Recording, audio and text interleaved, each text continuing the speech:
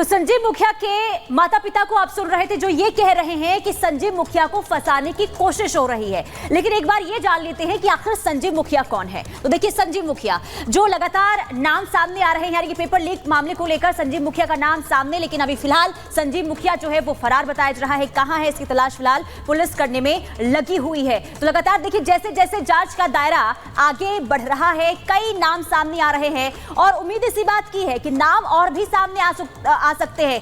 कई जो तार हैं इससे जुड़े हुए आगे भी निकलने वाले हैं, लेकिन फिलहाल सबकी निगाहें टिकी हुई है संजीव मुखिया पर, क्योंकि संजीव मुखिया पहले भी कई पेपर जो है लीक करवा चुका है। और आपको बता दें कि पेपर लीक में उसका पहली बार नाम सामने नहीं आया, इससे पहले भी कई दफा जो है उसका नाम सामने आ चुका है। अभी हाल ही में जब पुलिस कांस्टेबल का पेपर उत्तर प्रदेश में हुआ था, उस पेपर को भी लीक करवाने को लेकर जो है संजीव मुखिया का नाम सामने आया था। और जब नीट पेपर लीक हुआ है, जब जांच का दायरा आगे बढ़ा, तो संजीव मुखिया का नाम इसमें भी सामने आया है, लेकिन संजीव मुखिया अभी फरार है।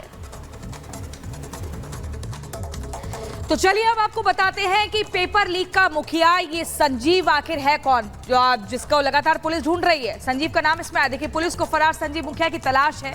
ऐसे में आरोप लगने के बाद से संजीव मुखिया गायब है। पुलिस लगातार ढूंढ रही है, जगह जगह दबिश दे रही है। परिवार के लोग कह रहे हैं कि राजनीतिक साजिश के तहत उसे फंसाया जा रहा है। लेकिन यहां पर आपको बता दें, पहले भी कई पेपर जो लीक है करवाने में संजीव मुखिया का नाम सामने आ चुका है। वहीं संजीव मुखिया सॉल्वर गैंग का सदस्य भी रहा है। ये सिर्फ नीट ही नहीं, बल्कि इसके अलावा भी कई और एग्जाम्स इसने लीक करवाए हैं। बिहार के नालंदा के नगर सोना का रहने वाला है संजीव मुखिया। अभ्यर्थियों से 40 लाख रुपए लेने का भी इस पर आरोप है। इसने एक अमाउंट फिक्स किया था कि अगर पेपर आपको चाहिए तो उसके लिए 40 लाख रुपए का आपको ये जो कीमत है वो चुकानी होगी। लेकिन अब संजीव मुखिया कहाँ है, कुछ अता पता नहीं है। पुलिस उसके गांव पर भी पहुंची है, तो माता पिता कहना है कि हम जानते नहीं है। लेकिन वो एक बात बार बार ये कह रहे हैं कि राजनीतिक साजिश के तहत उसे फंसाया जा रहा है। लेकिन दूसरा पहलू ये भी है कि सॉल्वर गैंग का सदस्य रहा है संजीव मुखिया। ये पहली बार ऐसा नहीं है जब नीट पेपर लीक मामले में उसका नाम आया हो सामने। इससे पहले भी कई बड़े पेपर जब लीक हुए हैं तो उसमें संजीव मुखिया की जो मुख्य तौर पर एक मौजूदगी रही है और उसमें नाम भी रहा है। लेकिन अब कहाँ है संजीव मुखिया, ये हर कोई तलाश रहा है। अभी तक अगर पटना की हम बात करें तो 13 लोग वहां से गिरफ्तार हो चुके हैं। देवघर से 5 लोग गिरफ्तार हो चुके हैं। ईओयू ने भी 5 लोगों को गिरफ्तार किया है। और ईओयू की अगर हम एक बार फिर से बात करें तो यहां पर यह भी जानकारी है कि तेजस्वी के पीएस को इन्होंने बुलाया है, तलब किया है, सवाल जवाब किए जाएंगे। बड़ी खबर एक और आपको जानकारी दे दें, बिहार के मंत्री नितिन नवीन का ये बड़ा बयान यहां पर सामने आया है। देखिए, इस पूरे मामले में अलग अलग प्रतिक्रियाएं आ रही हैं कि पेपर लीक करने वालों को सजा मिलेगी, ईओयू की जांच में निकलेगा सच। ये बड़ी जानकारी आपको दे दें। देखिए, वैसे ईओयू ने एक रिपोर्ट भी तैयार की है जिसे एचआरडी मंत्रालय में भेजा जाएगा और इस रिपोर्ट में साफ तौर पर यह माना है कि धांधली हुई है, पेपर लीक हुआ है, नियमों की अनदेखी की गई है। लेकिन यहां पर बिहार के मंत्री का ये बड़ा बयान, आखिर क्या कुछ कहा, आपको सुनवाते हैं।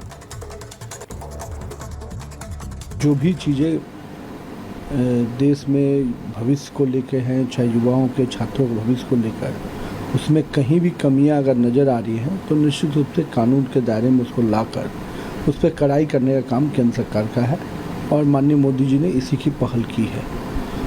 साथ ही साथ इसको और चौकन्ना रखने के लिए कानून के तहत जो और कड़े प्रावधान होंगे वो भी करना, ताकि लोगों को स्पष्ट रूप से भय हो कि एक बार इसमें चीज़ें आएंगी तो फिर बहुत, अभी क्या है केवल नॉर्मल तरीके से लोग को बेल भी मिल जाता है। कई ऐसी कमियां भी हैं जो कानून के तहत, जो इनको जितने कड़े कार्रवाई किए जाने की आवश्यकता है वो नहीं हो पाती है।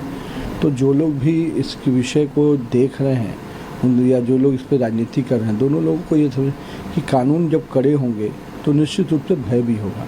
आज कड़े प्रावधान नहीं होने के कारण कई लोग पकड़ाते हुए लेकिन बहुत आसानी से बाहर निकल जाते हैं। तो आज देश में इसकी आवश्यकता फील की गई और माननीय मोदी जी ने इसके लिए पहल किया है।